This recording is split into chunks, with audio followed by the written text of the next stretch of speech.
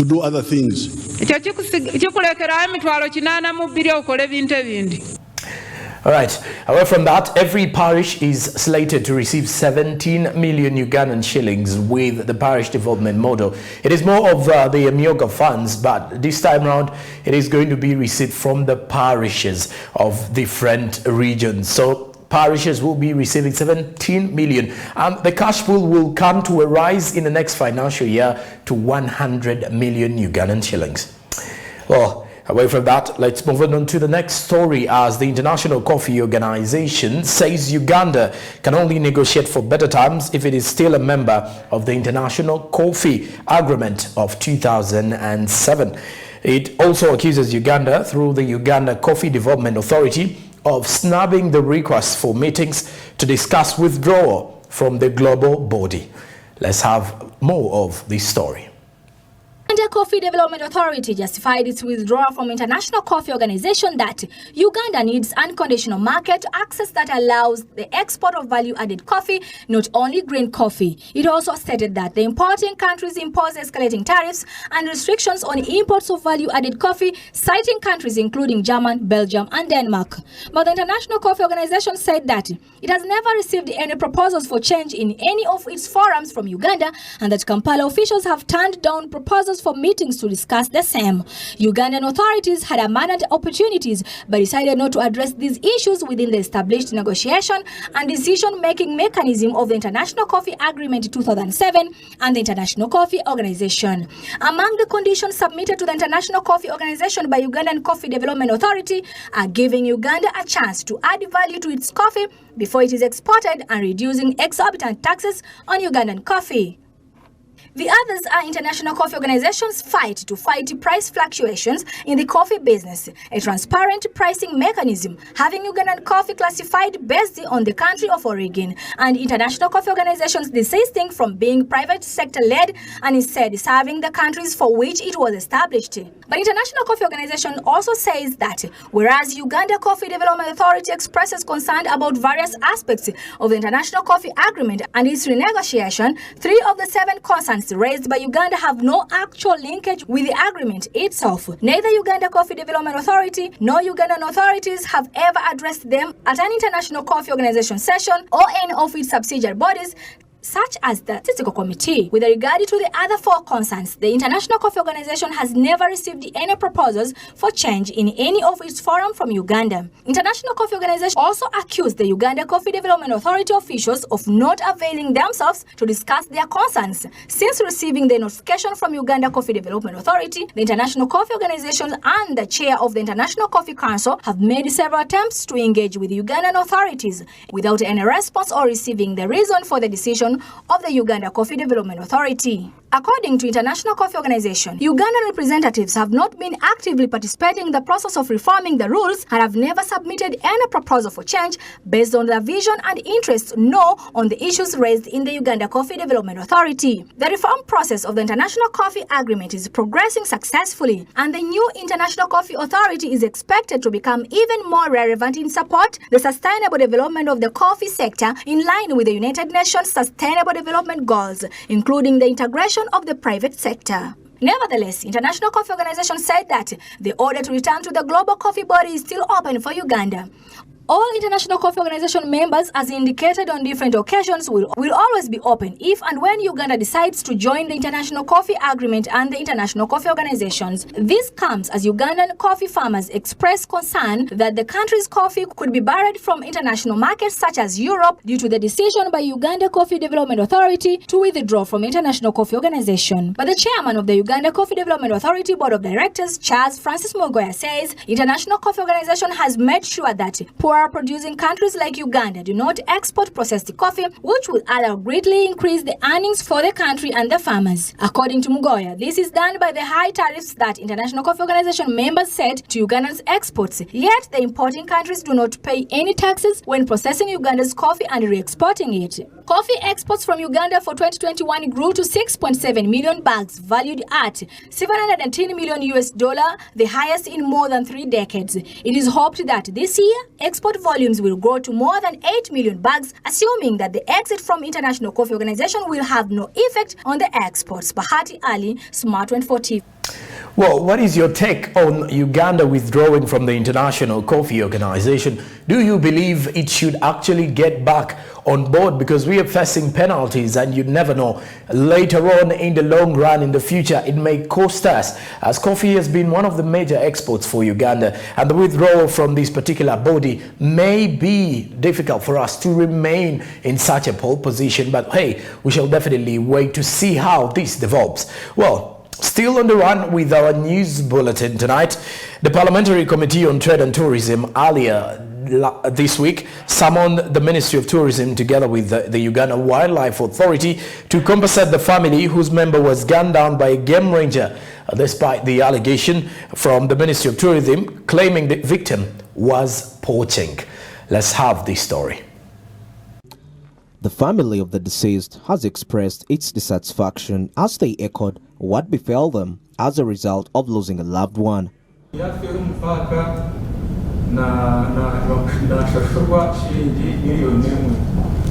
me that once somebody dies from the park, he's compensated with 1 million. Then can they have a staff? When he's a staff, 2 million. He's paid 2 million. Given food.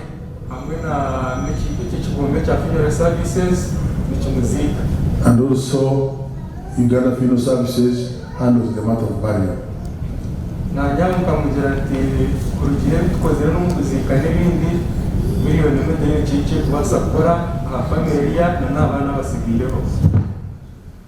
He replied to him that for 1 million, basing on what the expense they incurred, at the same time looking after the family, there is not 1 million, they can't do anything. The victim is by the name Smutengozi Enoch, who was shot dead in Queen Elizabeth National Park, mistaken to be a poacher, and died in the hospital, leaving a widow and 4 children. The Uganda Wildlife Authority had earlier proposed to compensate the family of the deceased with 1 million Ugandan shillings, which till now hasn't been resolved. Tom Butime, Cabinet Minister for Tourism, has expressed the need to sensitize communities about the repercussions of poaching, which is a life endangerment act. First of all, there is a Department of Field Operations and Sensitization, community sensitization. What is happening now is poaching. Butime, however, has called upon the rangers not to arm people mistaken to be poachers or poachers at large, and has urged companies employing game rangers to ensure massive training of the employees to avoid a further damage. But why should a poacher disarm or disable? Why? Oh, you mean why should the game warden? Why should the game ranger, isn't it, shoot to kill? Some of them are not well trained. Some of them may not be well trained. Remember, the police does not shoot to kill, but still police can shoot and somebody dies, isn't it? Exactly. So anyway, the answer is, if by chance you encounter a ranger, don't fight. Catherine Lamwaka, Deputy Chairperson, Committee on Trade, Tourism and Industry, says they have initiated talks with the Uganda Wildlife Authority to issue a detailed report of the incident. Uganda Tourism Board has strongly come out against poaching and also sent out a statement to the poachers saying, if you are caught, do not resist being arrested because you never know, you may be shot in the action. Well, still moving on. Matuga Market is an urban center found in the central region of Kampala, bordering Kawanda, Sanga and Gombe. Smart 24 TV paid a visit to this particular area, and the locals told us they lack better infrastructure. Matuga is an urban center in the central region of Uganda. The town is a rapidly developing residential neighborhood in Wakiso district. Matuga has an elevation of 1,202 meters and is situated east of Gombe and south Kiriowa. Like any other market in Uganda, Matuga lacks better infrastructure, and this has forced many traders sell their goods alongside the road. The structure, as you see, this one has just been modified. It wasn't like this, but you see, it's poor, but a little good. It's better than those structures you see. We are not modern enough. We are not modern enough. Our working conditions are poor, as you can see. So we are in a process to see how we are going to construct a modern market. So we think if we finish to construct the modern market, the construction will be well. Katale kokagala kuzimbwa, katale twakegulira abantu bawabasuubuzi kaffe twakagula na sente zaffe naye okuzimba tulemererwa olw'embeera sente ze batuwanika mu kuzimba balusi batusalira sente nnyingi ate tebateesa ate tebawuliriza kati ekyalemesa akatale okukazimba ne baga pulezidenti agenda kukazimba ate era ne bisigala awo ne bajja ne bakebera byabuvuyo nga bw'omanyi Uganda bwefaanana buli muntu anoonya kulya kwekusa ye ng'omuntu. Sanitation improvement in Matuga market is being supported by an extremely wide range of initiatives where every trader pays 300 for garbage collection. Hygiene, or the garbage is collected on a daily basis from the market using the market use paid by the vendors. How much do they pay? They were initially paying 500 daily, but now they are paying 300 due to the COVID-19 pandemic. Musasula nusu bisatu biyola kasasiro ebyokka abayozi bajja kuba tubawe bisatu ne bayola kasasiro nenga tukyawa mpoze eri eyalinga ennene kyagiwa. Sanitation promotion is just as important in urban areas, but is not being addressed in some other areas due to poor management. Traders as well noted that the effects of climate change has also affected their business. They say that once it rains, customers find it hard to access the marketplace because of mud. Kuba ye tukosa kuba amazzi bwe gagira gaba mangi sinzira ku mbeera gye tulimu wano okumpi n'ekkubo etukosaamu kubeera abantu bati basobola yingire eno munda bulungi baba bakomeyo wabweru baba batya okuyingira munda eno. Abaguzi bakimanyira bagira mu butusi baba bakimanyira balina okulumba baagala tebaagala omulembe gwa kukola kitegeera ne wanaabeera ewaka weda alina okulya ate era wagenda okukijja era weewano bintu byaffe bituvundako ebimu obutungulu buno kati bunyooka bubu n'emmotoka ezireeta ebintu ezikola kiteziyingira bulungi bwe buzibu tufuna ku nkubo. It's good you have come in a rainy season, and you see all of us who, if you're not careful, you can dirty yourself. So the rain affects us so much. It's so muddy. Whenever you look, it's very bad. It's very bad, and we don't look good when it rains.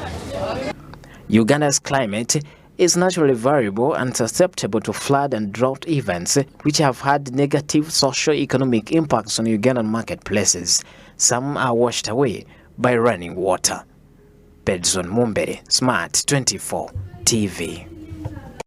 Moving on, the Business Processing Outsourcing and Innovation Council has vetted the potential IT innovators and BPO professionals, that is the Business Processors Outsourcing professionals, who will represent the Uganda ICT sector at the Dubai Expo 2020's Innovation Week in March 2022, when it will be coming to a closure. Last month, the Ministry of ICT and National Guidance issued a call to innovate to the innovative individuals to submit their innovative concepts through its website to be part of a group of selected IT innovators and BPO professionals. The details. At the Dubai Expo, Uganda is part of the Opportunity Pavilion, which reflects the necessity of financial capital as a resource to support growth and partnerships as a primary driver of innovation and employment. Companies will be selected and provided with an opportunity to interact with investors looking to support innovation as a driver of employment.